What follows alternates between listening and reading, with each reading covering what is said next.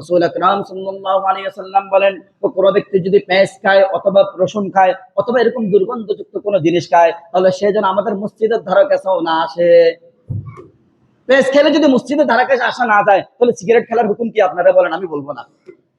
পেঁয়াজ খেলে যদি, রসুন খেলে যদি, কাঁচা রসুন খেয়ে, কাঁচা পেঁয়াজ খেয়ে কোনো যদি মসজিদে না আসতে পারে, রাসূল বলে ফালা ইয়াকরাবান্না মাসজিদানা, সে যেন আমাদের মসজিদের ধারে কাছে না আসে। তাহলে সিগারেট খেলে হুকুম কি হবে?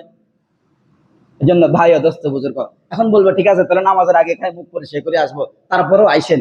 আবার এই কথা মনে করেন না যে হুজুর বলতে সিগারেট খেলে মসজিদে আসতো না, এই জন্য আমি আজকে থেকে মসজিদ ছেড়ে দিব। না ভাই, মসজিদ ছাড়বেন না, কোনো একটা ভালো কাজ ছাড়বেন না।